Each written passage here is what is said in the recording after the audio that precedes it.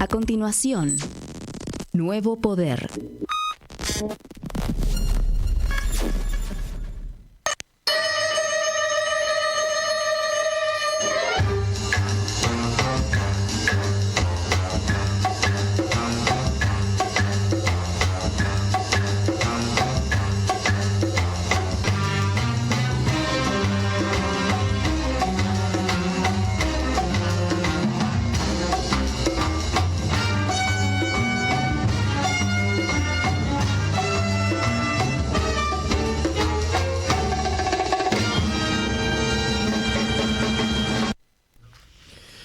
Bueno, buenas tardes para Santificar Evita. ¿Cómo va la gente? ¿Qué dicen?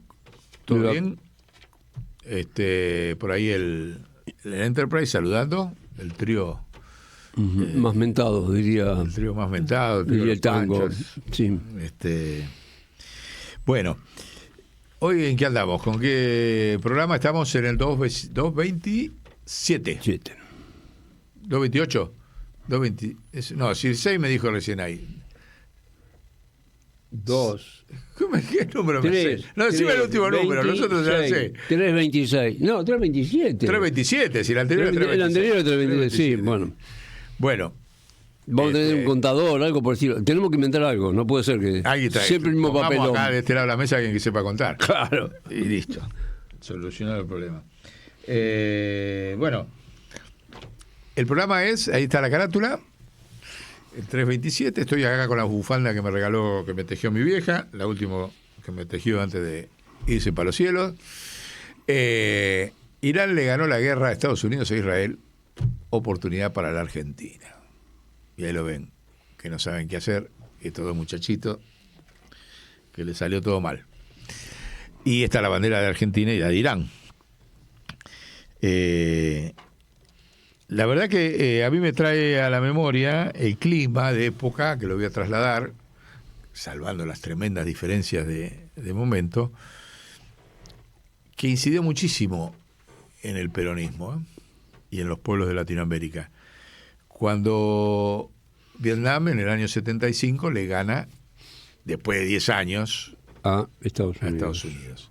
El clima social que se vivía en la militancia política era como si los vietnamitas le ganaron, nosotros también vamos a poder. Claro. Así, no estoy hablando de salvando las distancias y demás, era así, señores. Si estuvieron 10 años y vencieron al imperio, pues fue la primera derrota que tuvo el imperio militar, Estados Unidos, después de la Segunda Guerra Mundial. Y los tipos aguantaron 10 años, ¿sí? Como nosotros, cualquier pueblo que se anime, es un problema de animarse con inteligencia. Bueno, salvando las distancias, esto me parece que va a ir creando un clima distinto, porque obviamente tiene cuestiones más potentes que aquella, porque aquella era una cuestión ideológica. O sea, el Vietnam socialista le había ganado con su guerrilla a el imperio capitalista, sí. En síntesis. ¿Sí? Dejando desnudo, entre otras cosas, el Yalta 2, porque fue muy criticado por el Che que la falta de apoyo de China y de la Unión Soviética a Vietnam. Uh-huh. Pero los vietnamitas siguen adelante, porque ya venían de ganar a los franceses, qué sé yo, no sé, no conozco a fondo la historia de Vietnam. Ahora, acá es otra cosa la cuestión, acá es más profunda. Eso fue un triunfo regional, sin impacto universal, aunque se creó este clima de euforia de los pueblos, de que se le podía ganar. Un chiquito podía... Un chiquito le podía hacer frente y ganarle a un grandote. Claro. Pero no tuvo proyección mundial. No tuvo. En cambio, lo de Irán sí, por varias razones. Primero, de que Irán no está solo. La Iglesia Católica está apoyando, no a Irán, en la guerra, pero sí la paz. Y los que le declararon la guerra a Irán fue Estados Unidos e Israel. Sí. Y la paz que logra, producto de su capacidad de densidad nacional acumulada a lo largo de la Revolución Islámica,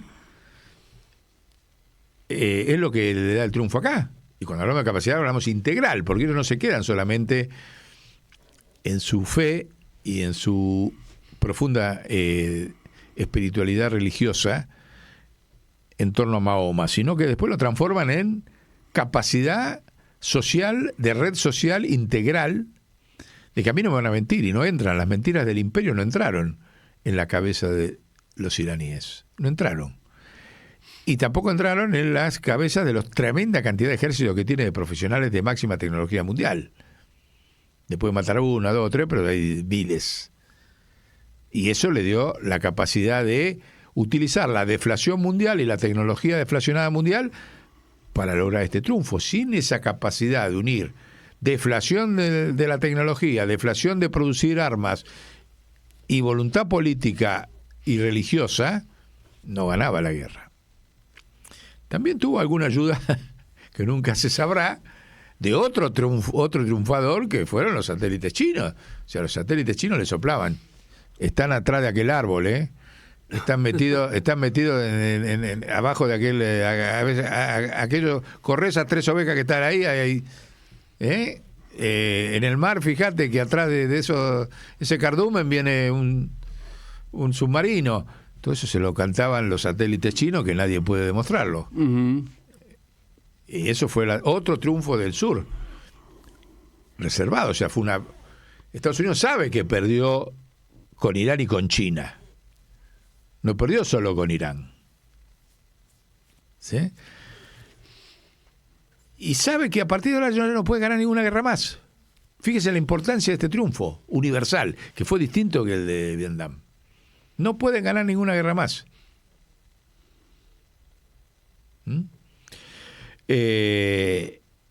Porque ya perdieron lo económico, perdieron lo tecnológico y ahora perdieron lo militar. Pero lo perdieron en 60 días. En 60 días le ganó la guerra. ¿Qué guerra pueden ganar? Alguna invasión que se les ocurra por ahí, pero eso no son guerras. ¿Se dan cuenta? Entonces ha cambiado totalmente el eje de la discusión mundial. ¿Sí? Estado de Israel va a tener que volver, y los pueblos del mundo, a exigirle al Estado de Israel que acepte los dos estados y que se retire de los lugares donde se está metiendo, Cisjordania, todos esos lugares que sigue expandiéndose con los colonias. Bueno, el Líbano sí, pero el Líbano es el Líbano, está bien, es otro país, pero de la división que estableció las Naciones Unidas, cada vez los tipos siguen avanzando más. Claro. Entonces los pueblos del mundo van a tener que exigirle que se retiren a un nuevo pacto de los dos estados. ¿Se acuerdan cuando Trump estaba hace 2 meses diciendo que iba a ser un Mónaco, un Punta del Este en Gaza? ¿Ustedes se dan cuenta lo que significa? De estar anunciando que Milei se había sentado en la mesa ahí. Sí. Ya estaba por... Entonces se dan cuenta el grado de... han demostrado esta guerra que no están preparados para el mundo. Porque no puede el supuesto jefe del mundo convocar ahí... hasta Vietnam estaba, mirá, que yo me acuerdo que lo puteé en un programa. Vietnam estaba sentado en la mesa de los que iban a ser un Punta del Este arriba de los 20.000, de los 30.000 pibes asesinados y los 70.000 asesinados en Gaza. Y no pudieron, eso se fumó con este acuerdo ahora de Irán. Eso lo logra Irán con su triunfo. Uh-huh.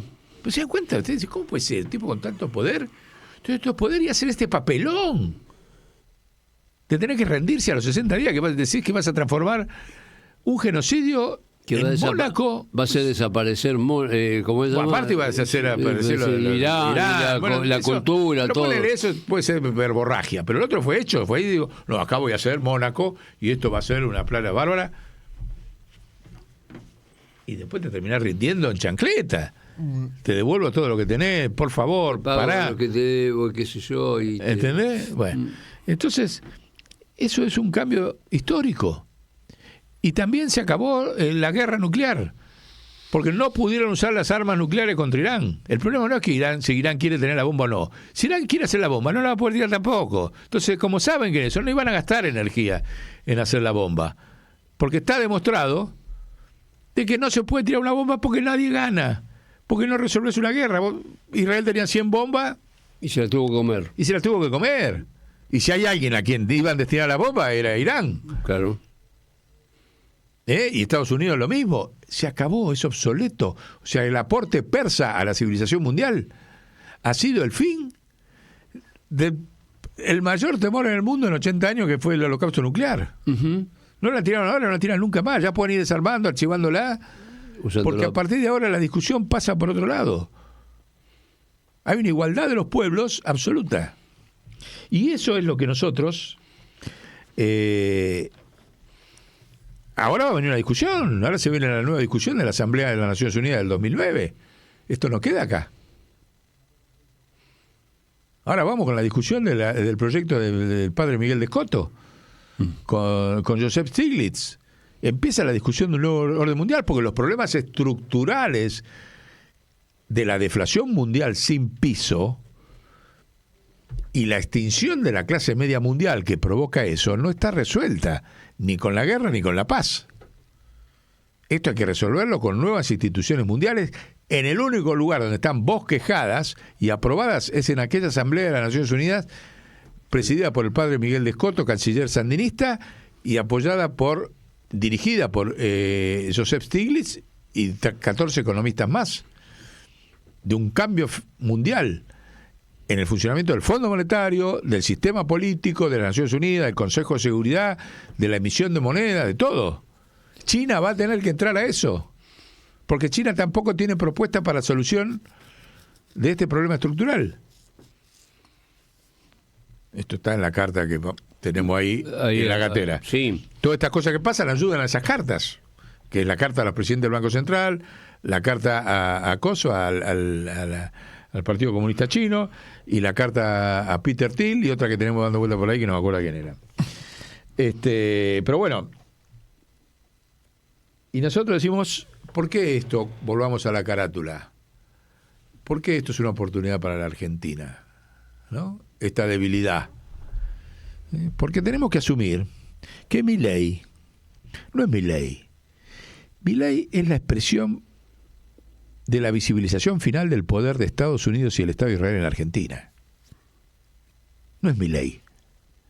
Este es un tipo, acuérdense de dónde salió, no existía. Por ninguna razón, no hizo nada en su vida. Lo fabricaron los medios de comunicación de Estados Unidos y de Israel. Con su permanencia, viste que ahí en los medios de comunicación, esto, el otro, los aparatos, ya sabemos cómo manejan todo. No es un tipo producto de la conciencia argentina. Aunque haya ganado las elecciones, hubo una mayoría que no se abstuvo de votar, otra parte del peronismo que no lo votó, y los de siempre del 30-40% que oscilan, pero que tienen un tremendo poder como nunca, con los recursos de dos estados, Estados Unidos e Israel. Las dos veces se visibilizaron. Cuando fue la elección de medio término, apareció abiertamente Bush diciendo, o lo vuelven a votar o nos vamos y que se caiga el gobierno. O sea que el único voto que tuvo un voto Bush, Milei. Tuvo un voto real. Todo lo demás, voto aterrorizado no es voto.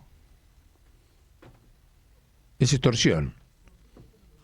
Los que votaron a Milei votaron extorsionados. No, dejá, porque si no se cae, no sabemos qué va a pasar. ¿Tá? Entonces el único que votó fue Trump. Los demás son votos extorsionados, por lo tanto no son libres. No son votos libres. Y esa visibilización total es a lo que tenemos que apuntar ahora. Digamos. Aprovechar esta debilidad del Estado de Israel, que es estructural y no se vuelve a reconstruir. Ya cualquiera que ataque al Estado de Israel no va a poder ser atacado de que es un antisemita y que el holocausto, que las pelotas chinas, todo eso se murió. Se murió. Se pueden jubilar todos los que vivían de eso. Pero lo que sí tenemos que hacer nosotros es recuperar aquella colectividad judía que tiene que volver a surgir en la Argentina. Helbar es el que va a capitalizar la memoria de Helbar, el accionar de Helbar es lo que va a capitalizar esta derrota de Israel y de Estados Unidos en el próximo gobierno. Si el próximo gobierno no lo hace, fracasa como fracasó el de Alberto. Sí, esperemos que en 60 días. ¿Cómo? Esperemos que en 60 días fracasen. Claro, porque Helbar ya era enemigo en el 73 de Netanyahu, el Gush Emunim y otros grupos de ultraderecha que estaban en contra de la política de los estados. Helbar, como hombre de izquierda, apoyaba la política de los dos estados. Entonces ya tuvieron el accionar de ese sector, que después es el mismo que hizo la AMIA, que hizo la embajada. Ahora vamos a hacer una compilación de otro gran olvidado, que es el tipo que más trabajó, el que más sabe, el que más protagonizó en los expedientes judiciales y mediáticamente la verdad. Acá hay que sacar la verdad a partir de esto, de la AMIA, la verdad de la embajada, la verdad de Nisman, la verdad de todos los atentados de bandera falsa, desde De la Sota a Britos, el banquero de Macro, a el hijo de Lavaqué, hasta el hijo de Ongaro me voy, mirá, allá, cuando le mataron al hijo Ongaro, porque eran los mismos, eran los enemigos de Helvar, los que le mataron y de Perón, los que le mataron al hijo de Ongaro. Iván Hein, ¿quién les puede decir? Por acá tenía otros que había ido compilando. Pero bueno, todo eso hay que sacar a la luz. Ahí está el hijo de Lavaqué, que con una bolsa en la cabeza se lo tiraron de 5 pisos para abajo para vengarse, porque el padre fue el único, la voz más valiente contra todos los manejos de la OTAN en la Argentina, fue el papá, fue Juan Gabriel. Y ahora vamos a hacer una compilación de algunos programas. Fíjense en pongamos el primero ahí, tenemos un poquito de tiempo, vamos a poner el de Parlantir, para que vean, y después lo vamos a dejar poniendo una selección de por qué este hombre, así como le mataron al hijo, lo sacaron de los medios de comunicación cuando Macri, en los últimos, vamos para 15 años, desapareció en los medios de comunicación, porque tampoco volvió a aparecer con Alberto Fernández, en los medios. Escúchenlo. ¿Qué es lo que vino a hacer Netanyahu? ¿Cuál es ese acuerdo? El acuerdo es que toda la información confidencial y secreta que ha reunido la ex-CIDE, actual AFI, y que controlan los fiscales del caso AMIA, entre los cuales está mi defendido Edul, justamente, y por eso es que yo estoy tan interesado en el tema. Toda esa información secreta pasa por el decreto 229 de las manos de control judicial, digamos, de los fiscales. Bueno, los fiscales no son del Poder Judicial, sino de la Procuración, pero es lo mismo dentro del esquema judicial, pasa al control de Cima de Villa en el Poder Ejecutivo. Es decir, un informe ultraconfidencial de la CIDE, que era AFI, que era controlado por el Poder Judicial, lo va a controlar el Poder Ejecutivo, el cual a su vez, por el mismo decreto, ya queda autorizado a contratar una empresa privada que maneje esa información, sobre pretexto de que la Secretaría de Cima de Villa no tiene infraestructura suficiente para controlar. O sea que un privado va a manejar información reservada de causas judiciales de la Argentina. Lamentablemente hay algo peor, querido. Ese privado han contratado a la Universidad de San Andrés. No me pregunten por qué la Universidad de San Andrés, estando la Universidad Nacional de Buenos Aires, digamos, por decir cualquiera.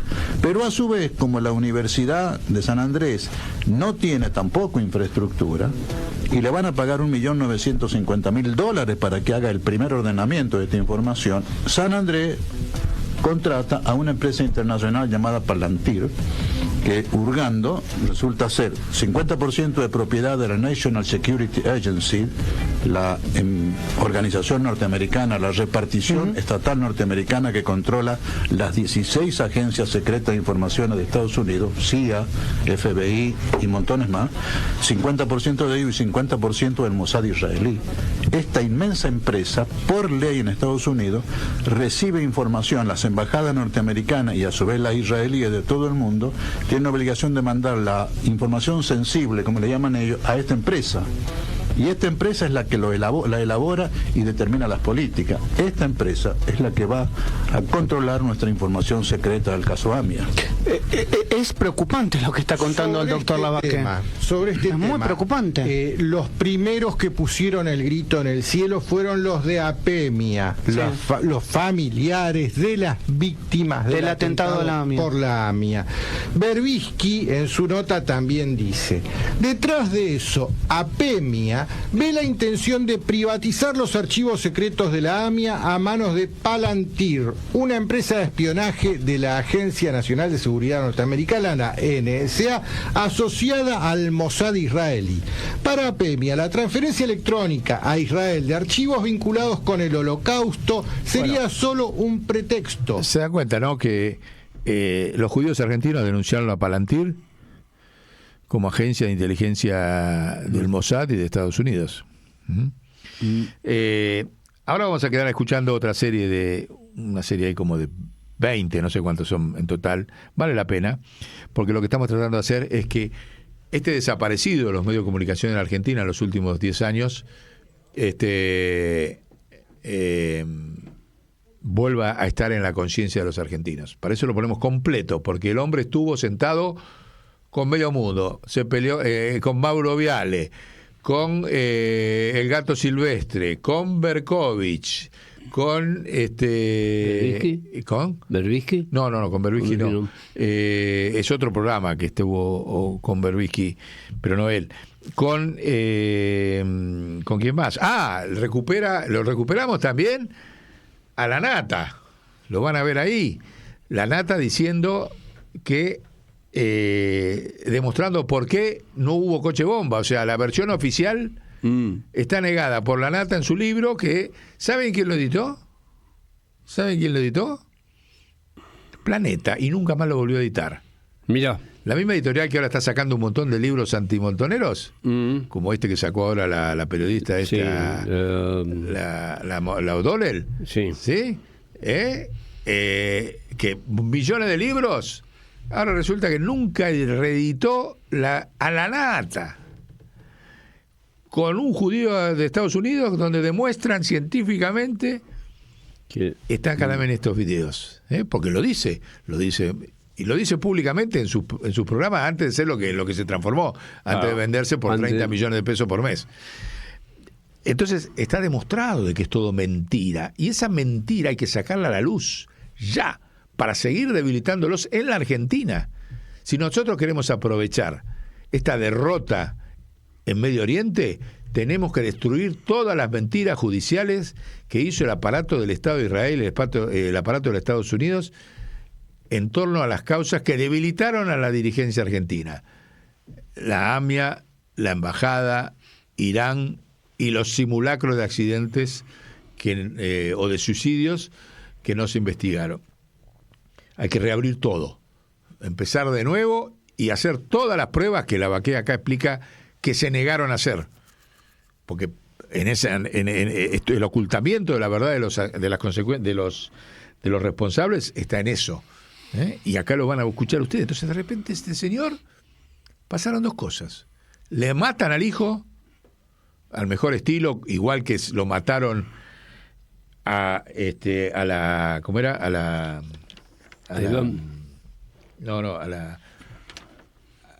general Prat. El 24 de marzo, ¿no? El 24 de marzo lo tiran también desde el 5º piso al general que había sido la mano derecha, ahora ya me voy a acordar.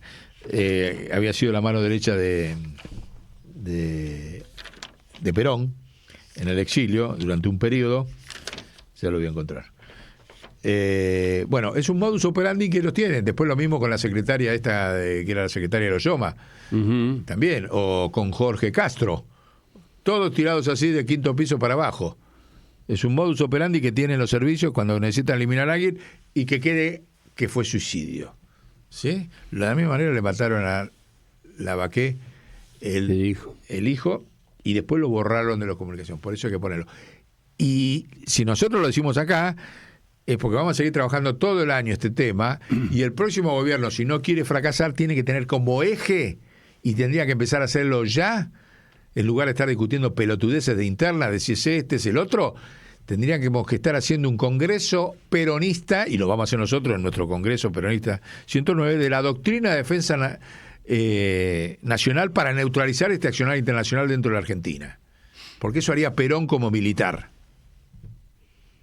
Aparte de estar en las elecciones, marcaría esa doctrina, como lo hizo cuando estuvo en el gobierno, con sus libros, cuando estuvo en el exilio, cuando estuvo en la resistencia, y no tenemos doctrina de defensa nacional. Va a ser uno de los puntos centrales del Congreso Programático Nacional 109 que empezamos el 1 de julio. Bueno, lo dejamos acá escuchando. El Enterprise con mucho placer va a poner ahí como 30, no sé, 40, 20, 22 ¿reportajes? Sí, reportajes o declaraciones de Juan Gabriel Lavaqué. De Juan Gabriel Lavaqué, un patriota argentino que tiene que ser uno de los pilares de la comunicación del próximo gobierno nacional. Y del anterior Jorge Lanata, por lo que dijiste. Están ahí. El anterior Jorge Lanata, antes no tengo ninguna duda y demuestra por qué, pero aparte es espectacular cómo lo demuestra. Sí. Y es espectacular que Planeta nunca más haya editado ese libro después de 25 años. Porque es una editorial del imperio, la editorial Planeta, se lo digo así. Porque la terminal está en Alemania, en el grupo Betterman, derivado de un ex nazi convertido en editor en Alemania para todo lo que es publicación en castellano. Eso es la Planeta terminal que está acá. Macanudo. Chau. Chau. Un gusto, ¿eh?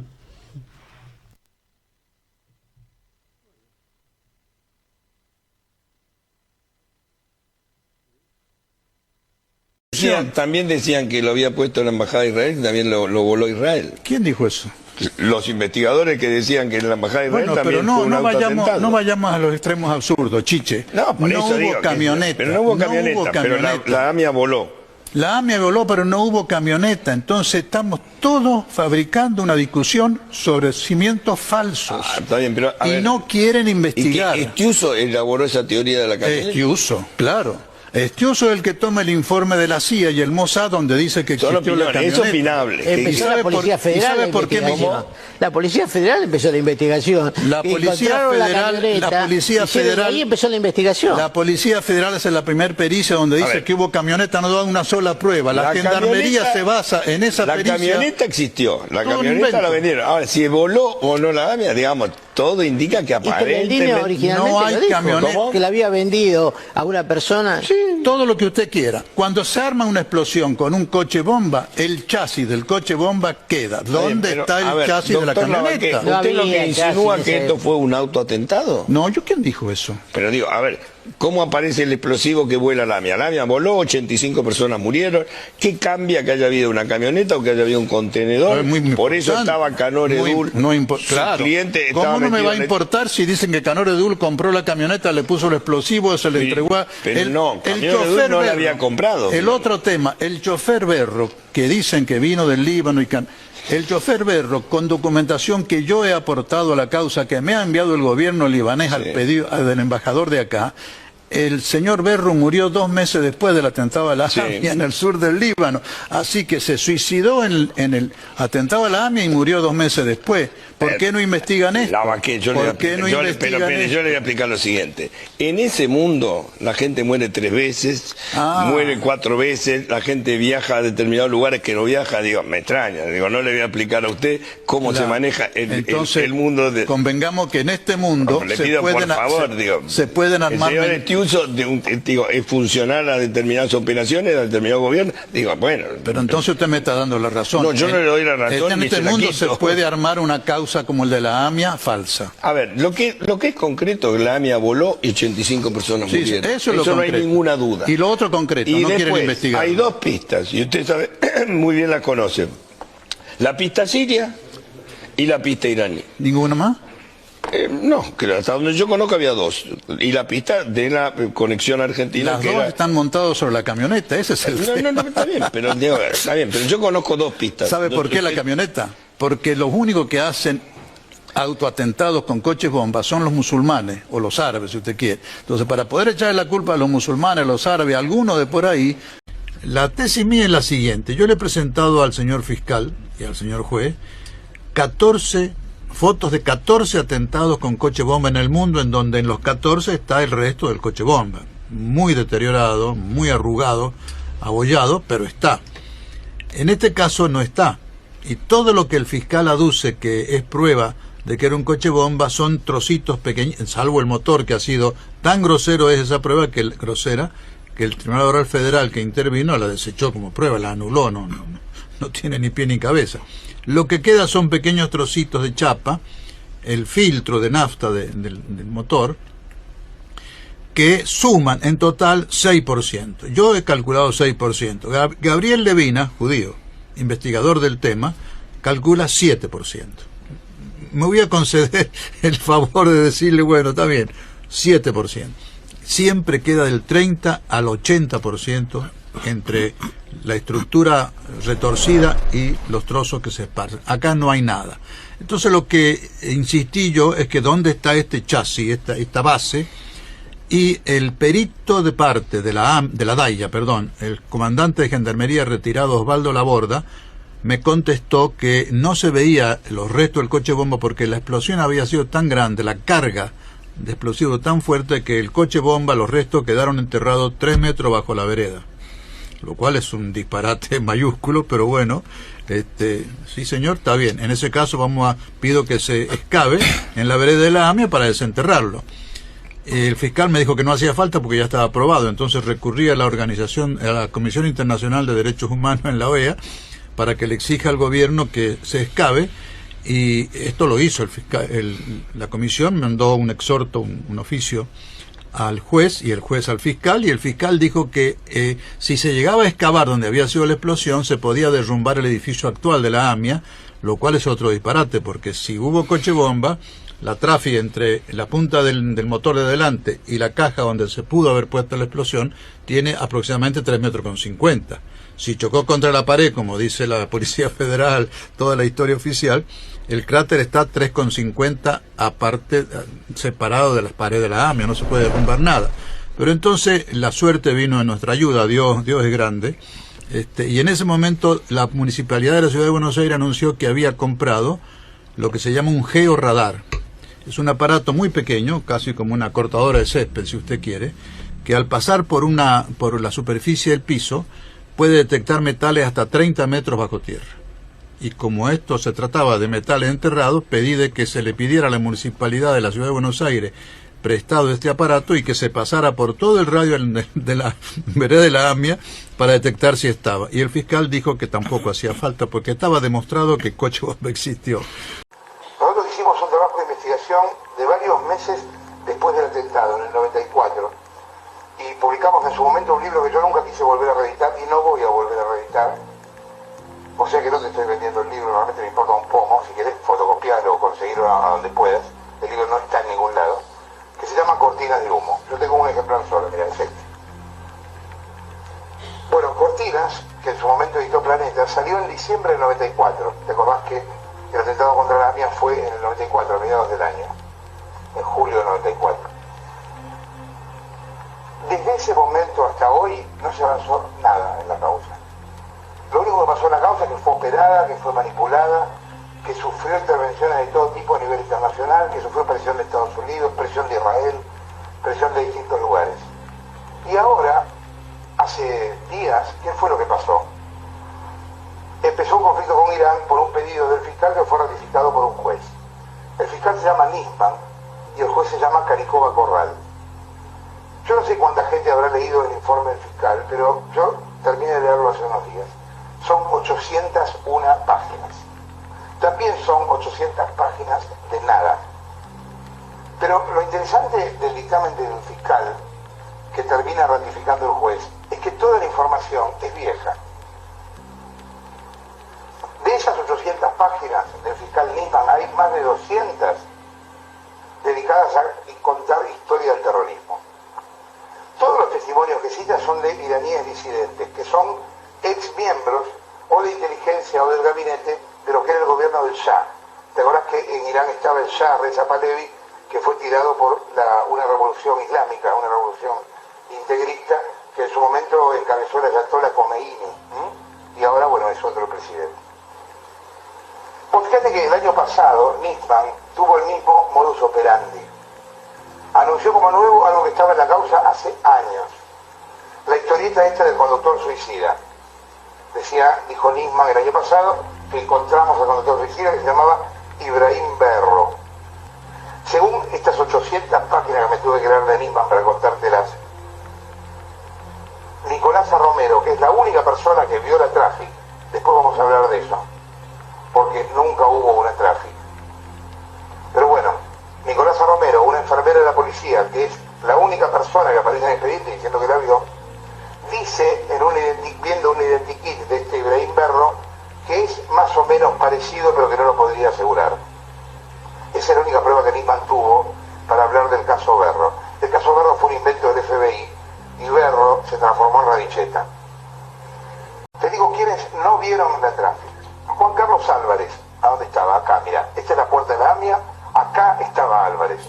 frente a la puerta de la AMIA. Juan Carlos Álvarez era barrendero, estaba caminando hacia el volquete que estaba adentro del perímetro de la AMIA. Enfrente en la misma vereda había un volquete. Álvarez, barrendero, caminaba hacia el volquete. No vio pasar a la tráfico.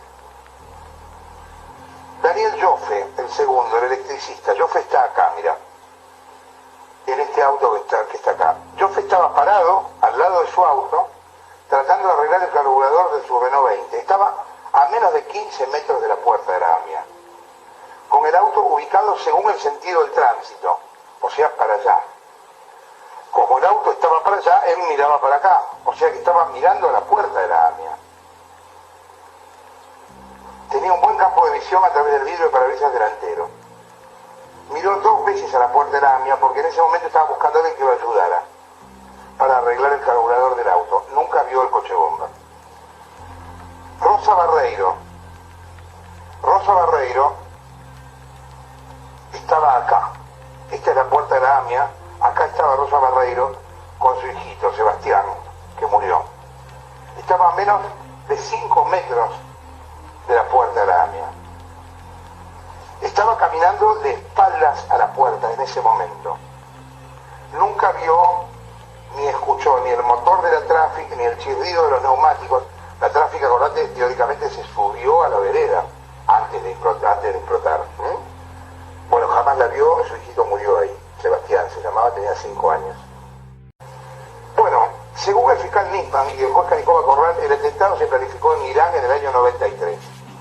Ellos dan detalles de esta reunión y esos detalles en realidad se los cuentan testigos que no estuvieron en la reunión. Testigos que dicen que alguien les dijo que hubo una reunión. Esa es la única prueba que Nisman tiene. Otro tramo de la acusación dice que el explosivo llegó desde Brasil. Mira, hace muchos años, antes de publicar Cortina de Humo, yo me enteré y estuve laburando en cómo era el explosivo que voló la AMIA. El explosivo que voló la AMIA se llama amonal. Amonal está formado por 2 cosas. Nitrato de amonio, que es un fertilizante, y polvo de aluminio, que se utiliza en general para pintar cosas de plateado. Bueno, quise ver qué difícil era conseguir explosivo aquí en Buenos Aires. Entonces mandé a un cadete sin documentos, lo hicimos a propósito, obvio, para ver si por lo menos le pedían documentos, a un lugar muy cerca de acá, en el centro, en Carlos Pellegrini y Sarmiento, una cosa así. Fue y dijo, mire, necesito el nitrato de amonio, como no, se lo dieron, y polvo de aluminio. ¿Para qué lo quiere? Para pintar un cuarto de plateado. Bueno, ¿tiene quit? Fue lo único que le preguntaron. O sea, buscaban un terrorista con quit. Tardó 15 minutos en comprar polvo de aluminio y nitrato de amonio, y yo lo mostré por la televisión, mostré las 2 bolsas. Con eso, más un detonador, se volaba la AMIA. Quiero decir, no hacía falta que ningún tipo de turbante con ojos exorbitados llegara desde un avión en Brasil ocultando el explosivo y se pusiera a pasar por todos los controles de los aeropuertos. La hipótesis del explosivo viniendo del exterior realmente es absolutamente tonta.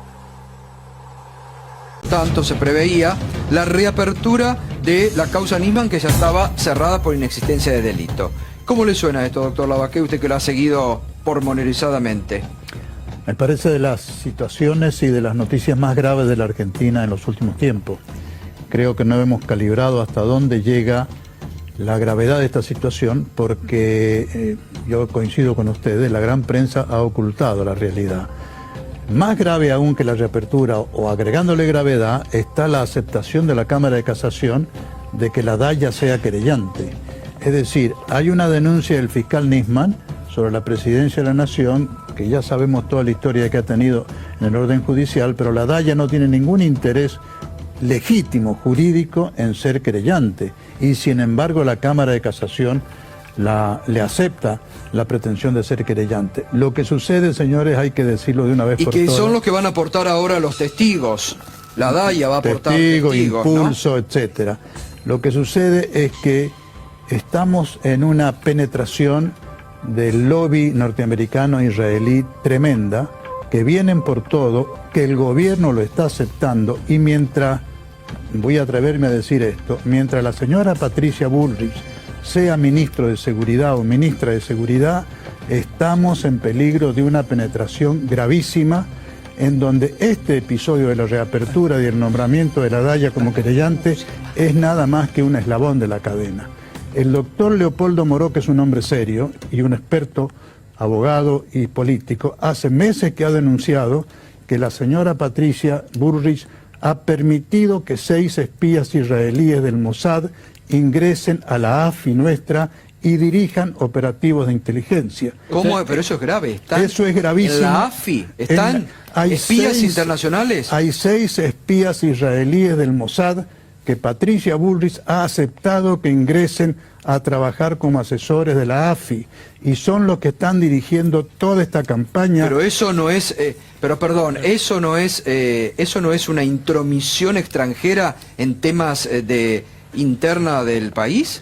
Lo que pasa es de que la señora Patricia Bullrich ha firmado tratados de seguridad, de provisión de armas, de tecnología, etcétera, con Israel, alrededor de la cual están justificando el ingreso de estos espías.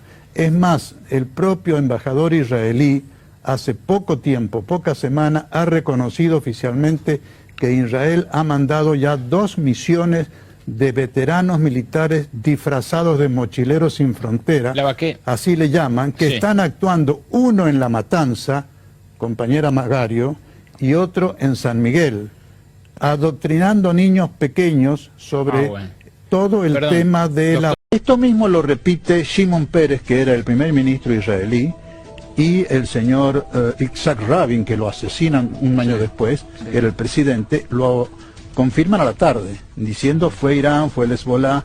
Es decir, desde el primer día, y esto es lo que yo le he demostrado a la doctora Gil Carbó. Claro, usted lo denunció en diciembre. En diciembre. Es decir, yo lo denuncié cuando había otro Nisman, discúlpenme. Sí.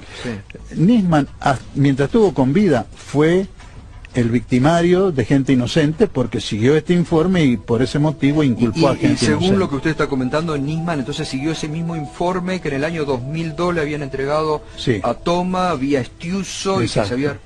Lo tuvo Galeano muy poco tiempo porque después lo destituyeron por el soborno. Lo tomó el doctor Canicova Corral, pero recuerde que en el 2004, al promediar 2004 creo, lo nombran al doctor Nisman fiscal general y instructor delegado. Esto significa que la instrucción, en lugar de hacerle el juez de instrucción, le delega a Nisman y pasa a ser más que un fiscal, un instructor delegado. De modo tal que el poder se lo dan a Nisman en este momento. Acá hay culpas compartidas. ¿Por qué acepta, toma este informe de la CIA? ¿Por qué lo mandan acá? ¿Por qué Canicova Corral lo permite, sabiendo? Ellos han leído ese informe que yo recién en noviembre... Bueno, muchos han preguntado estos días cuál era la verdadera actitud, actuación de Canicova Corral, ¿no? Que era el juez y es el juez de la causa, ¿no? Esto lo sabe la Cámara de Apelaciones, Sala 1, que es la que interviene cada vez que yo apelo. Lo saben porque se lo he relatado punto por punto. Lo que no puedo relatarle, porque me lo había prohibido el doctor Nisman, era el contenido de ese informe, pero yo sabía que existía ese informe. Una vez que yo lo leí... Esto quiero decirlo, usted lo está revelando por primera vez. Por primera vez, se lo he revelado ya, mejor dicho, se lo he dicho a la fiscal general. Sí, bueno, pero públicamente lo está contando. No, y no le he podido decir a ella el contenido porque fue en diciembre. En vida del doctor Nisman yo no le podía... Usted había hecho un compromiso de confidencialidad de que no podía... Escrito, bajo pena de faltar al secreto. ¿Y por qué lo revela ahora? Porque al morir el doctor Nisman, la historia cambia. Hoy en día el doctor Nisman es una víctima de poderes tenebrosos que yo creo, como posibilidad, lo han matado para que no hable. Le han hecho presentar un informe y después, para eso le sirvió, y después le servía más muerto que vivo, dicho en forma muy cruda.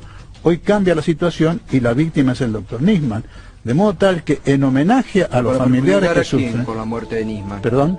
¿Para perjudicar a quién con la muerte de Nisman? Yo creo que para eliminarlo. Era un testigo molesto. De paso, es evidente que desestabilizaba el gobierno nacional. Esto es evidente. ¿Pero era un testigo molesto para quién? Para quienes produjeron aquel informe. ¿Para la CIA? Para la CIA. El mismo fiscal Nisman, esto terminó aproximadamente en 2004-2005. En 2007, Nisman de nuevo prepara otro exhorto a Irán pidiendo la captura roja a Interpol de el mismo Selen Maipur, Rab Hansani, etcétera. Lo que actualmente está en juego, que de los 8 que pidió han quedado 5 porque, bueno, estaba Selen Maipur, que ya estaba juzgado, y sobreseído, y 2 que eran el expresidente, etcétera, que Interpol no aceptó. Ese exhorto tiene exactamente las mismas pruebas, o no pruebas, que tenía el exhorto que pidió por Sol Maipur. Tan es así que Interpol le rechaza los del Maipur porque dice no hay pruebas nuevas, no lo podemos aceptar a esto. Pero de los otros 7 en ese momento y 5 ahora, lo acepta, lo cual ha sido usado por Israel y por Nisman para decir han visto que teníamos razón, lo cual es una falsedad total, porque Interpol significa International Police, es decir, es la policía internacional. ¿Qué policía del mundo conoce usted que por sí decida si le va a aceptar la orden del juez de detener o no a alguien? La policía no determina las pruebas, ni determina la razón de ser o la razón de un pedido judicial de captura de una persona. El juez dice captúrelo, lo tiene que capturar, punto. El fiscal, la Argentina, lo pidió, Interpol obedeció. Eso no es ninguna prueba. Y tan es así que no hay prueba, que esto que ha dicho mi amigo y colega en la investigación, Adrián Salvucci, es absolutamente así. No quieren aceptar una investigación imparcial, hecho delante de una comisión de juristas internacionales, que no tienen que ser ni iraníes ni argentinos, porque saben que no hay pruebas. El tema acá, señor, es de otro tipo. No es criminalístico, no es para un abogado. Ya está demostrado más que sobradamente que no hay ninguna culpabilidad demostrable ni sospechable de Irán. El tema es, por un lado, aprovechar el tema AMIA para atacar a Irán por lo que ha dicho con toda claridad Adrián. Es un problema de geopolítica y de geoestrategia para dominar el cercano y el mediano oriente y el petróleo que ahí hay, como paso previo evidentemente para avanzar sobre el Asia Central, que ya han comenzado las primeras fintas, digamos, para eso.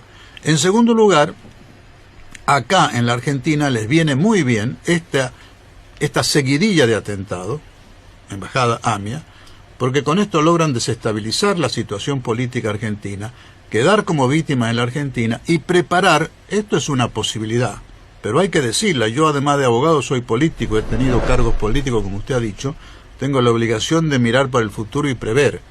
Esto bien puede ser la preparación, una victimización del pueblo judío en la Argentina para preparar una eventual retirada de Israel cuando las cosas allá se pongan absolutamente contrarias a la existencia.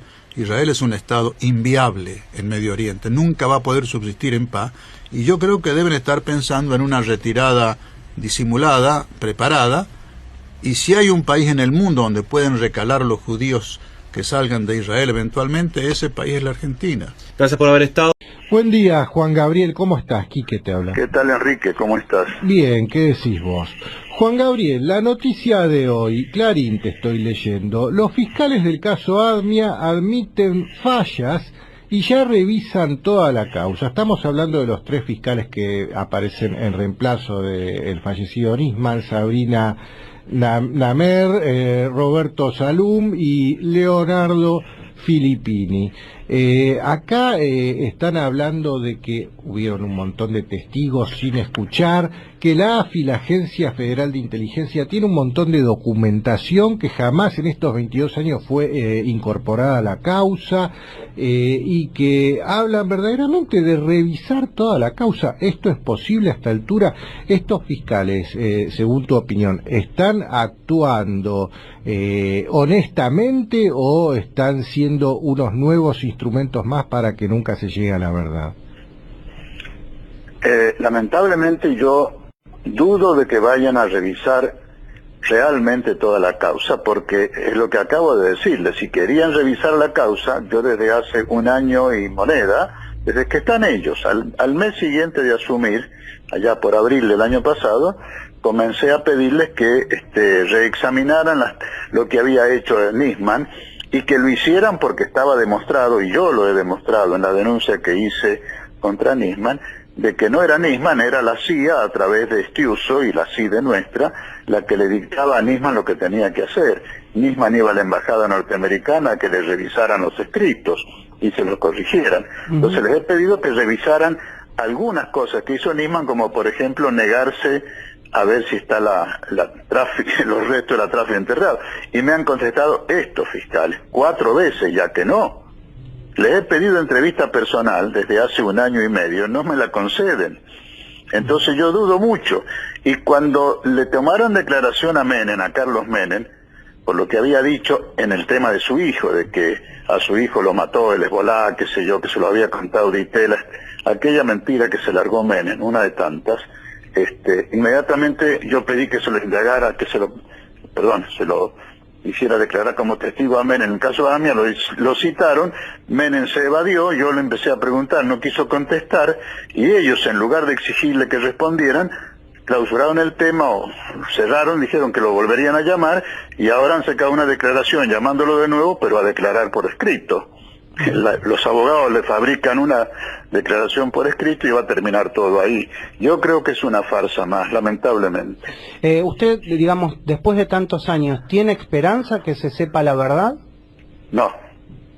Pero fíjate vos, el que presiona más es Israel para que se investigue, porque le sigue en importancia de presión a Estados Unidos que se investigue. Son los únicos dos países que nunca han contestado los exhortos pidiendo información.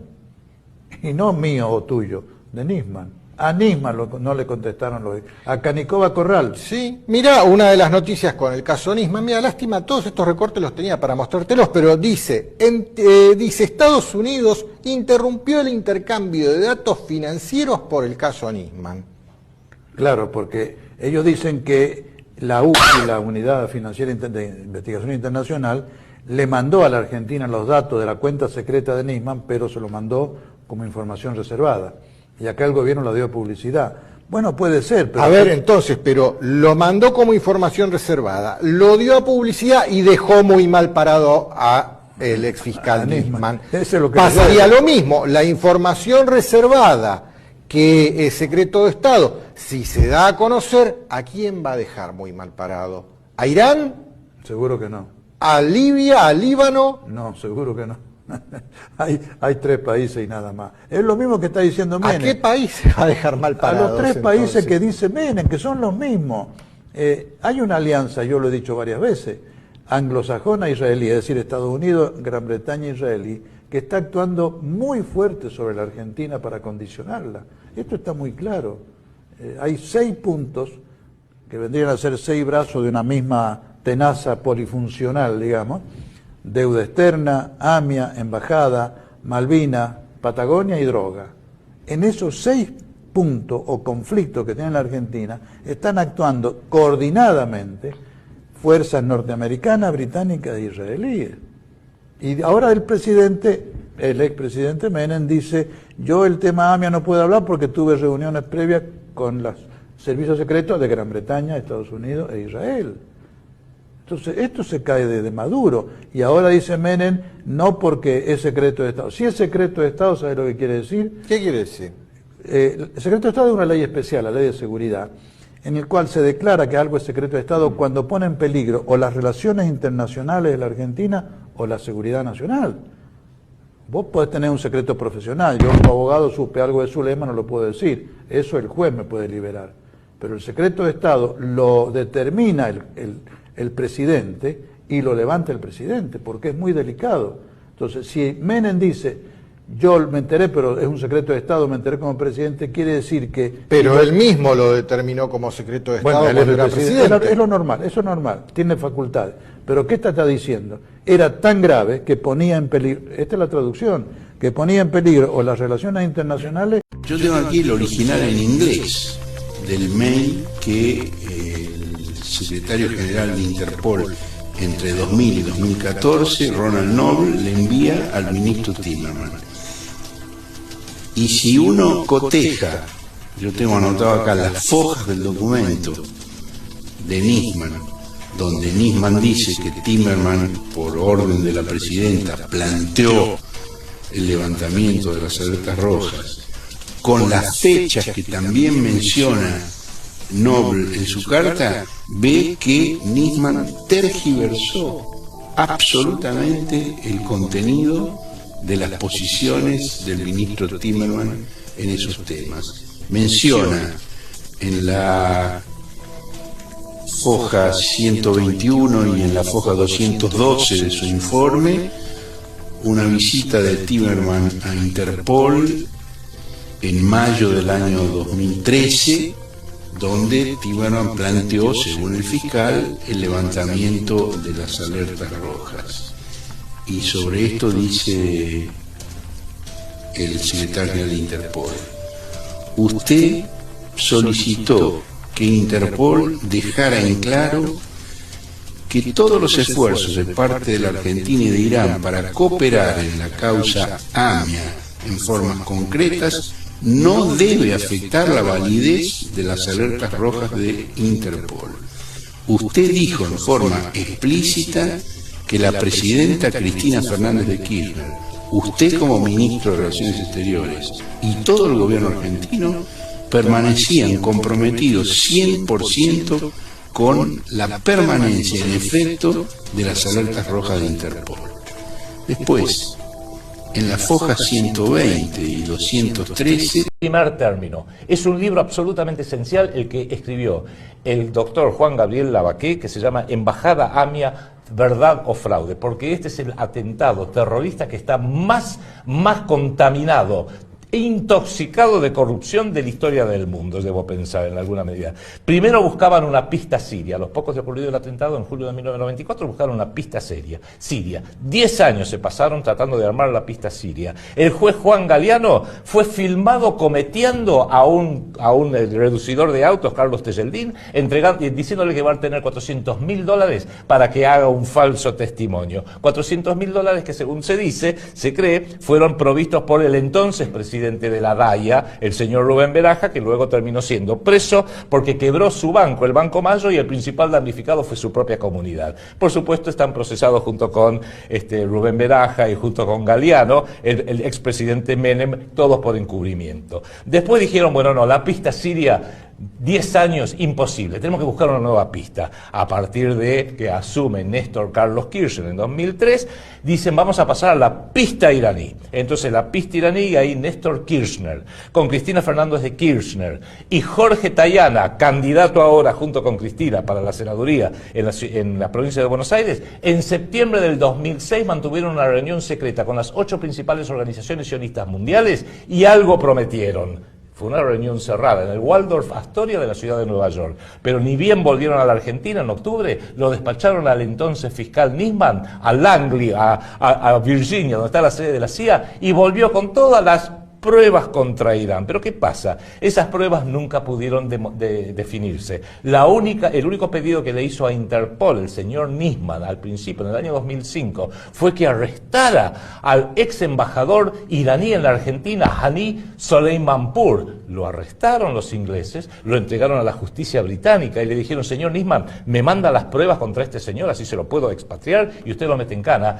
Y Nisman le mandó una cosa bochornosa que eran artículos de él, de lo que es el terrorismo, un montón de sanata. Fue tan vergonzoso que los tribunales británicos le dijeron al señor Nisman, usted acá no está proveyendo ni una sola prueba. Lo liberaron al ex embajador iraní Soleimanpour, le pidieron disculpas y todos los costos legales de ese zafarrancho, ese vergonzoso proceso internacional que hizo Nisman, nos enchufaron la factura a nosotros y tuvimos que pagar $450.000. O sea...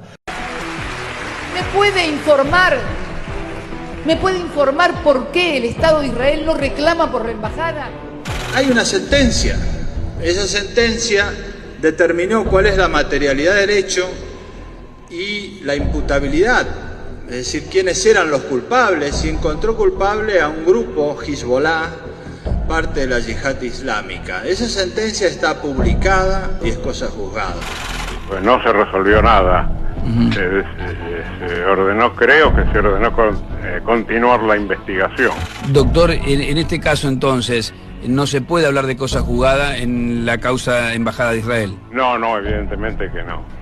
En derecho penal hay cosa juzgada cuando por lo menos hay una persona que fue indagada, que fue sometida a un proceso, que fue condenada. ¿Ustedes conocen alguna condena respecto de la Embajada de Israel? Ninguna. No hay cosa juzgada. Nosotros estuvimos en este caso con el único querellante en la causa, se trata de Carlos Susevich. Creo que no se ajusta a la verdad, porque realmente no puede ser que se haya determinado que en 1999 fue cosa juzgada, cuando yo personalmente en el 2006 me presenté como querellante a la Corte y fui aceptado legalmente en representación de todos los familiares. La verdad que no tengo la menor idea cuál ha sido el motivo del presidente de la Corte Suprema de informar que es una cosa juzgada, cuando la realidad no es así. No hay ningún procesado, no hay ninguna orden de detención, no hay absolutamente ningún hecho concreto que permita hacer la manifestación que hizo el señor presidente de la Corte Suprema. ¿Usted qué lectura hace de la investigación que se llevó hasta ahora? No, realmente no estamos conformes con la investigación.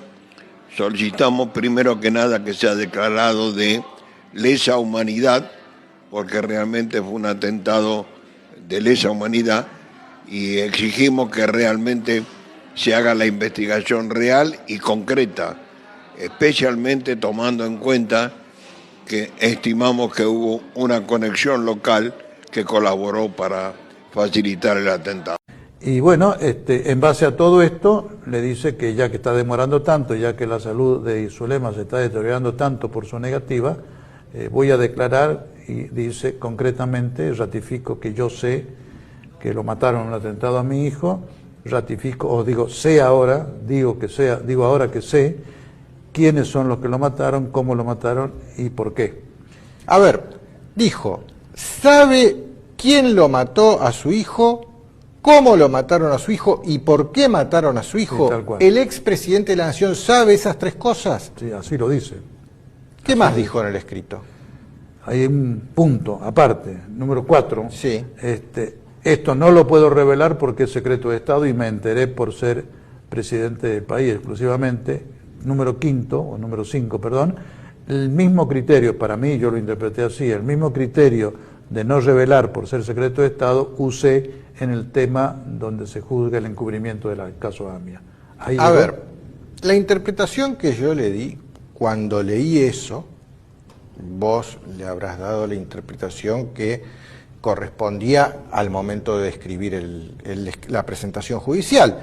Pero la interpretación que yo le di es que este señor sabe quién mató a su hijo, por qué mató a su hijo, que no lo va a decir porque es secreto de Estado y que lo mismo corre para la causa AMIA, o sea que sabe quién puso la bomba de la AMIA, por qué pusieron la bomba de la AMIA, pero no lo va a decir porque es secreto de Estado. Eso es lo que un ciudadano común al leer la noticia interpreta.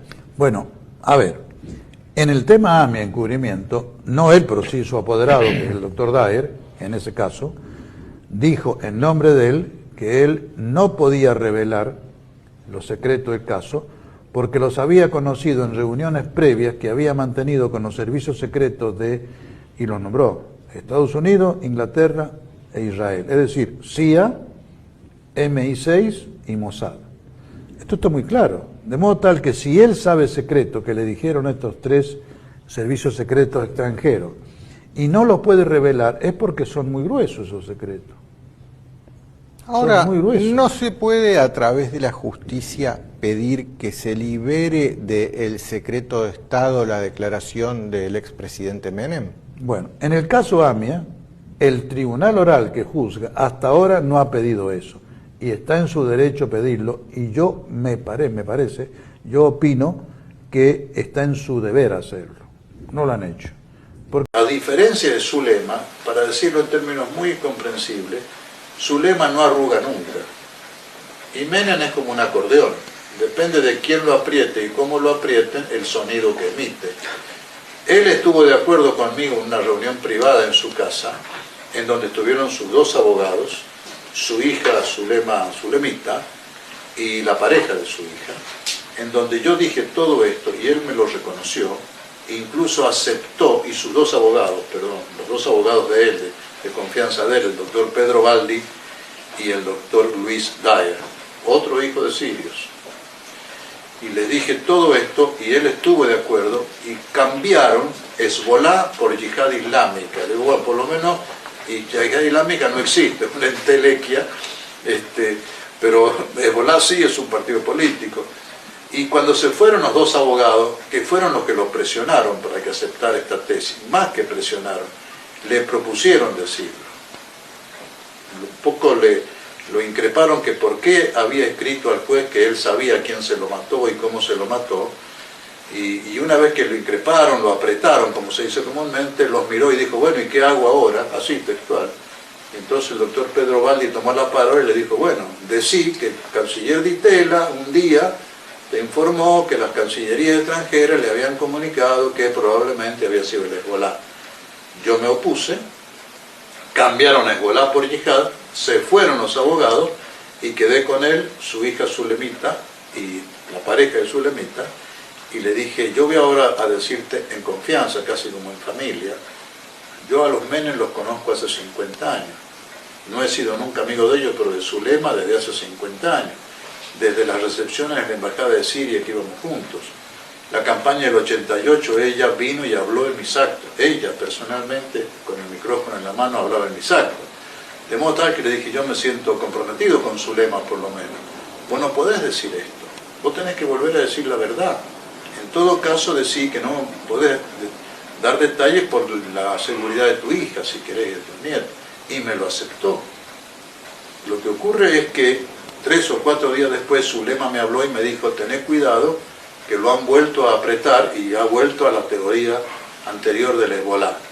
Entonces, ahí fue donde yo renuncié al poder, porque dije, no, esto es peligroso. Yo no puedo estar defendiendo a Zulema y simultáneamente a un hombre que está ocultándole la verdad a su propia ex esposa y mamá del chico asesinado. De modo tal que lo cuento en detalle porque yo creo que Menem es, voy a decir la palabra exacta, inconsciente del daño que produce con estas cosas. Le da lo mismo acusar a Hezbolá como al Mossad, hubiera sido, para decirlo en términos extremos. Antes de responderte eso, te quisiera informar que, y lo he dicho también, el juez Villafuerte Russo era fiscal de San Isidro, fiscal federal en San Isidro, cuando sucede el atentado a Carlitos.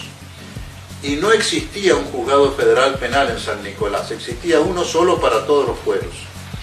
Estaba creado por ley un juzgado federal penal, pero no existía, no se lo había dotado ni de logística, ni de sede, ni de juez.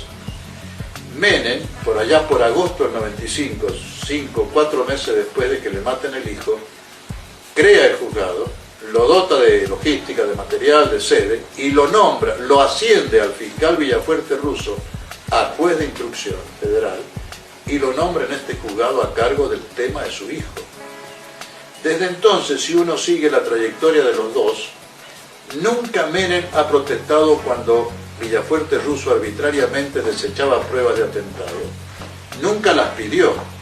Y cuando Gendarmería en el 97 demostró que era un atentado, Menem, querellante ya, sostenedor de que era un accidente, mandó a pedir en la fábrica de helicópteros, la fábrica Bell de los Estados Unidos, que mandaron un técnico para demostrar que había sido un accidente. Y ese técnico vino y dijo que la presencia de trozos de plomo con molibdeno, balas, podría ser de origen de plomo que se le pone en contrapeso de la punta del helicóptero y de la cola, de la nariz y de la cola, como dicen los helicópteristas, para equilibrar su balance de peso, su centro de gravedad, digamos. Un disparate, porque el orificio no es que explotó el plomo de adentro hacia afuera, los orificios, está determinado por Gendarmería, son de afuera hacia adentro, y en un ángulo de 30 grados. De modo tal que se desechó esa teoría. Pero eso fue logrado por Menem, traído el técnico por Menem, para que produjera este informe. Es decir, no solamente no aceptaba el atentado, trabajaba contra la teoría del atentado. Y entonces, ¿cómo se explica todo esto? Mirá, la Fuerza Aérea hace una barbaridad en una rapidísima, no es pericia, un estudio, un pseudo estudio de una semana, e inmediatamente el mismo día a la tarde, con un hacha cortan en dos el helicóptero porque no cabía en el camión que lo iban a transportar. Después de eso lo mandan a Fuerza Aérea, se responsabiliza a Fuerza Aérea, en una semana, sin haber hecho ninguna pericia en serio, ni de balística, ni de explosivo, ni mucho menos de captación de plomo y molibdeno por el famoso método de la microscopía electrónica, sin hacer nada de eso, decide entregar a la compañía de seguro los restos. De ahí se agarró el juez para pedir ver las balas, después de 21 años que las ha tenido a su disposición, por primera vez pidió ver las balas que tenía el helicóptero, y por rara casualidad, las balas ya no están porque se han perdido. Me acaban de hablar por teléfono que hoy recién, que ha emitido esta mañana un fallo, una resolución, porque la Fuerza Aérea, perdón, la Gendarmería, no, pero CITEFA, el Laboratorio de Fuerzas Armadas que hizo el análisis, dice, mentirosamente, que esos restos de balas se los entregó de nuevo a los abogados de Zulema. Zulema fue sin abogado esa pericia. Fue con un técnico, con un perito, y ya me ha dado por escrito la declaración de que nunca le entregaron las balas a ellos. Y no se las podían entregar porque es una prueba que estaba bajo custodia judicial. ¿Cómo se la van a entregar a una de las partes, que es privado? Y sin embargo el juez acaba de conminar a Zulema por 72 horas que entregue esas balas al juzgado. Toda esta anormalidad del juez, nunca Menem protestó, nunca. Y al revés ahora, Menem en la declaración de hace un año y pocos meses, un año y medio en realidad, no, fue el año pasado en agosto, perdón, hace menos de un año, se negó a declarar los detalles de todo esto. Él dijo fue un atentado, pero se negó a declarar ningún detalle, ni cuando le preguntó el juez, ni cuando le preguntó el fiscal, ni cuando le pregunté yo. El juez no lo denunció ante un juzgado penal para que lo juzguen por falso testimonio, o negativa a declarar, que es el mismo delito. Y ahora, mirá las anormalidades del juez y de la fiscal. Y ahora, en esta declaración testimonial, ni le contestó al juez, no quiso contestarle al juez, no quiso contestarle a la fiscal, y nosotros le comenzamos a leer las 21 preguntas que llevábamos a hacerle. A la tercera, que dijo no le voy a contestar, le dije, señor juez, ¿para qué vamos a seguir? Sirva a hacer listado de preguntas, incorpórelo al expediente como pregunta y ponga que no quiso contestar ninguna. Así terminó. Todavía no lo manda a un juez penal por falso testimonio. Entonces, ¿hay o no hay una connivencia entre estos dos? Y si hay una connivencia entre el juez y el expresidente, ¿vos creés que es porque quieren estar en esa connivencia o porque hay un poder más alto que los está condicionando a los dos? Yo lo he hecho muy detalladamente porque la conclusión, y le he dicho ya en varios canales, la conclusión hoy es ineludible. Hay alguien que está presionando, controlando, o lo que fuere, al juez y a Menem, para que esto no se descubra. Están esperando que Menem se muera. Creo que no hay duda de eso. El tema es así, mirá. El atentado a la embajada no se investiga más porque entregar a la compañía de seguro los restos, compactar una parte entre la cual iba el radiador que tenía una bala entera, y el resto, 70%, se lo entrega como inservible, el 100% entrega como inservible en realidad a la compañía de seguro. La compañía de seguro 30% lo vende a un chatarrero, porque podría servir para algo, y el otro 70% con conocimiento de la Fuerza Aérea. Brigadier Juliá era el comandante en jefe, y Brigadier Horacio Viola era el jefe de la Junta de Investigaciones de Accidentes Aéreos. Estos dos hombres permiten que ese 70% restante, la compañía de seguro, dicho por el jefe de la compañía de seguro, lo corta en pedacitos, lo pone en bolsas de basura y lo distribuyen en distintos contenedores para que se lo lleven al SEAMSE. Esto sucedió con el 70%. Ese 30% restante es el que el juez descubre que está en un depósito privado, se hace la pericia en gendarmería, y en ese 30% se encuentran 3 orificios de bala y 5 esquirlas. 2 o 3, no estoy seguro, esas esquirlas se encuentran en uno de los orificios de bala. Esto fue la pericia decisiva. Esto fue rechazado por el juez y Menem no dijo nada. Luego Zulema hace hacer una pericia por digitalización de computación que demuestran que esos orificios ya estaban en la foto que tomó Fuerza Aérea al caer el helicóptero, y entonces demuestra que fue en vuelo. El juez la rechaza porque lo hizo un perito privado, pero no hace una oficial, y Menem tampoco protesta. Luego de mucho trabajar, nosotros conseguimos que se haga la pericia en Tucumán, con 2 peritos oficiales y 2 nuestros, y el juez le manda a los peritos oficiales una orden de investigar, sin decirle específicamente que ya estaba demostrado por gendarmería que era un orificio de bala. De eso se valen los peritos oficiales para hacer un informe tramposo, confuso, y no decir categóricamente que son los mismos orificios y con bala. Tuvimos que trabajar un año entero y 2 meses, para que el juez aceptara que se reunieran los 4 peritos, los 2 oficiales y los 2 nuestros, a debatir el resultado de esta pericia, a donde se demostró, estoy hablando ya de agosto del año pasado, los peritos oficiales debieron reconocer que estos orificios, encontrados balas por Gendarmería, eran los mismos que salen en las fotos de Fuerza Aérea, que no encontró bala por casualidad. Lo tuvieron que reconocer, pero lo dijeron de forma tal que, y yo les insistí, y el juez me quitó la palabra, no me dejó preguntarle en los puntos vitales, aún así logré que dijeran que por lo menos podían ser de bala. De ahí se agarró el juez para pedir ver las balas. Segundo, ¿usted fue apoderado de Menem cuánto hace? ¿Cuánto tiempo? Yo fui apoderado de Menem por pedido de Zulema durante 1 año y 1 mes. 1 año. Y encubrió esto que Menem sabía, y no fue, y lo defendía. Durante ese y usted año, no le dijo, diga lo que sabe, doctor, diga lo que sabe. Año, ahí estaba bien la Durante cosa. ese año, lo tengo anotado, Menem se adhirió a lo que yo pedí y Zulema firmaba y él firmaba. Sí, eso nunca dijo lo de Hezbollah, usted eso no es aparte. Ahora, eso ¿qué le molesta a usted?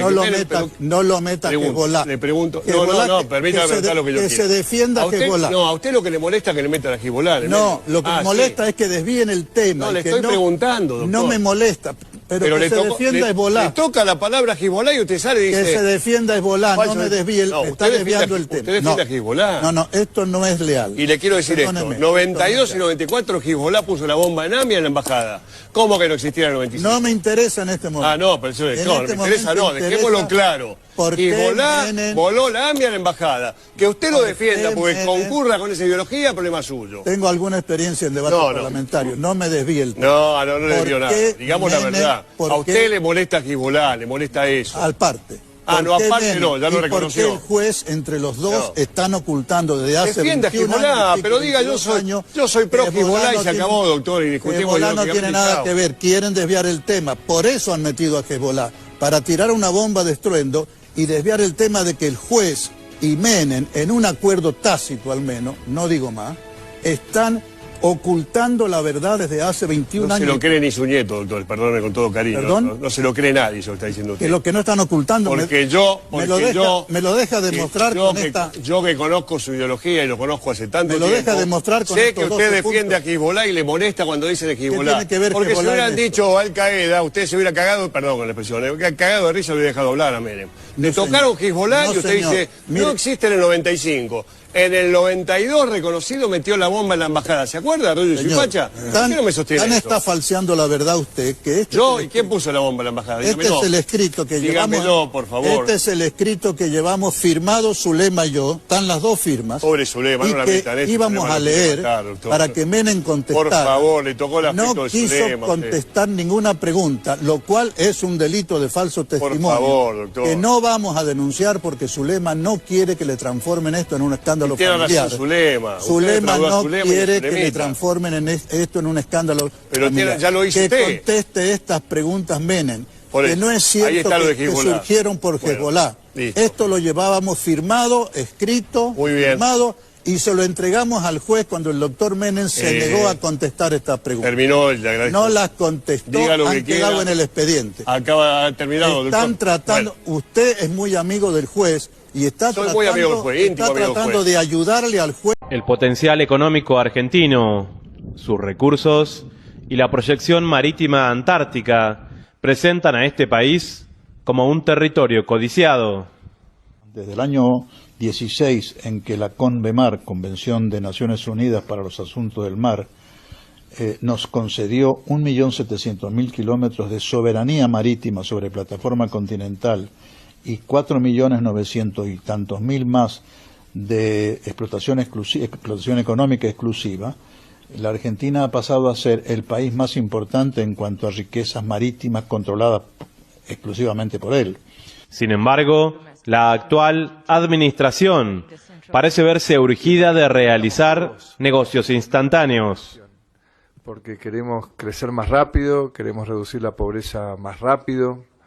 El gobierno ha priorizado el tema de los negocios. Usted observa su política territorial, La ley que han reformado, la ley de extranjerización de las tierras, es para facilitar los negocios inmobiliarios.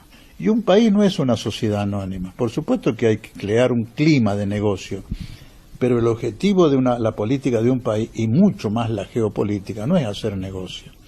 Es poblar y desarrollar y adquirir poder político.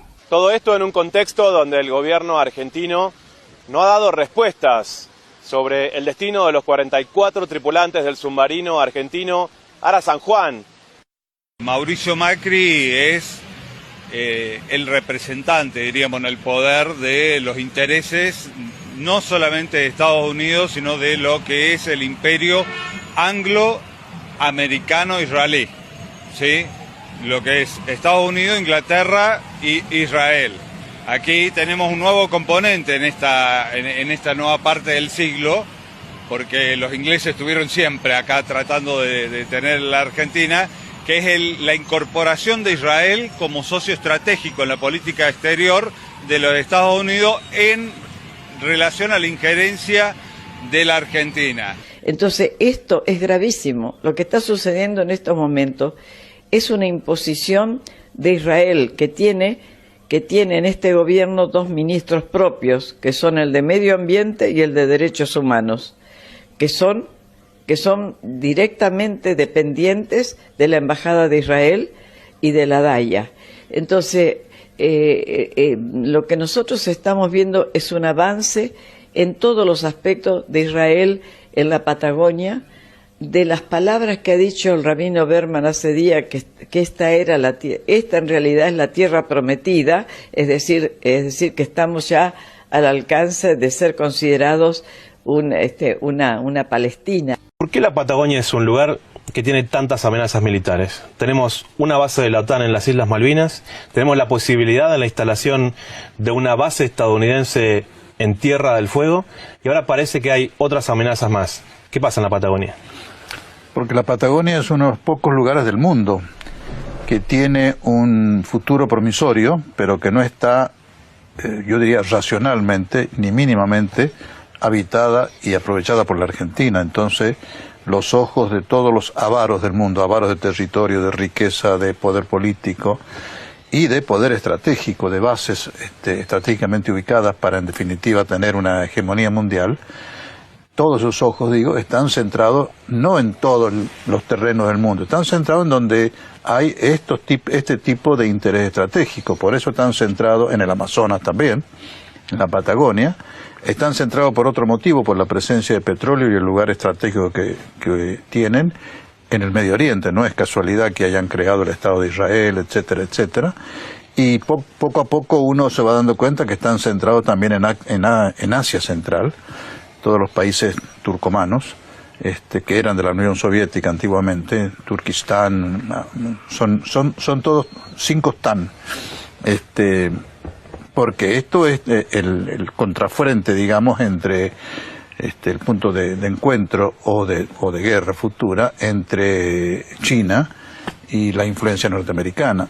El proyecto central en realidad apunta más a lo que dice el doctor Lavaqué que a un proyecto de llegar a escindir la Patagonia del territorio argentino o del territorio chileno. Es decir, si tú consideras que es un promedio de 4.000 a 5.000 ex soldados que vienen a la Argentina y a Chile por cada temporada de verano, es decir, a Cachemira y a la India van 15.000 y a Tailandia van 8.000. Y yo no creo que ellos estén pensando en crear un segundo estado judío ni en Tailandia, ni en la India, ni en la región de Cachemira limítrofe con Pakistán y la China. Yo creo que más bien apunta todo a lo que señala el doctor, al interés geoestratégico de terminar de militarizar y nuclearizar las Islas Malvinas y generar bases en la Patagonia bajo dominio extranjero, obviamente, o de Estados Unidos o de la OTAN, para conservar toda la proyección a la Antártida, para posteriormente terminar de ocuparla también, además de desarrollar proyectos de desarrollo económico en la Patagonia que sirvan a sus intereses, como ya lo demostraron personajes como Douglas Tompkins, con lo que hizo en Chile, con lo que hizo en los esteros de Liberá. En Chile, por ejemplo, llegó a adquirir 330.000 hectáreas de tierras que partieron a Chile en 2. Yo creo que desde el principio no solamente Israel, Estados Unidos también, el primer día culparon inmediatamente a Hezbollah. La yihad islámica es una parte de la ignorancia de esto. La yihad islámica no tiene nada que ver con Hezbollah, es de otro signo, si es que existió, es un nombre genérico, y trataron de culpar a Irán. De paso a Siria, a mí me parece que lo que Rabin y Menem trataron de ocultar o de encubrir no solo es a Siria, o no tanto es a Siria, como a los verdaderos culpables que al parecer ni siquiera fueron sirios. Porque aquí la clave de todo, insisto, yo he cansado ya seguramente la opinión pública con este tema, la clave de todo es saber si existió coche bomba o no. Claro. No existió. Y por eso se niegan, siguen encubriendo, y por eso se niegan a excavar en la vereda de la AMIA para ver si está la Traffic o a pasar el georradar. Si no es sirio, ¿de dónde viene? Si no es sirio ni es iraní, tiene que ser necesariamente investigado. Yo no digo que sea, pero tiene que ser investigada la posibilidad de un autoatentado o un atentado de falsa bandera. Yo insisto también en esto. ¿Un autoatentado de la AMIA misma organizado por No, de la AMIA no, como va a tener. No. Servicios secretos israelíes. Servicio secreto israelí, ¿Con qué elemento norteamericano. dice usted eso? Hay muchos elementos de juicio, pero lo fundamental es por qué Israel y Estados Unidos acusan inmediatamente a los musulmanes, a los árabes, a Irán, a Siria, el que fuere, y se niegan a mandar información cada vez que el doctor Canicova Corral y aún Nisman, Galeano y Nisman después, le pedían. Hay 3 pedidos de información a Estados Unidos y 3 a Israel que nunca lo han contestado. Con todas las críticas que se pueden hacer al Estado de Israel y su política expansionista en Medio Oriente, el Estado de Israel ha mandado grupos comando a rescatar a judíos en el mundo, sí, señor, o a intentar a secuestrar a los nazis para jugarlos allá. ¿Usted cree que mataría judíos argentinos del Estado de Israel para un fin geopolítico como el Estado de Israel? No, un sector de algún servicio secreto. Yo siempre insisto en que se tiene que investigar al Shin Bet, el servicio secreto interno, en combinación con un grupo fundamentalista religioso, fueron los que formaron y condujeron al asesino de Rabin. Si han llegado a matar a su propio presidente, hombre, ¿qué es lo que les falta? Después, ¿no?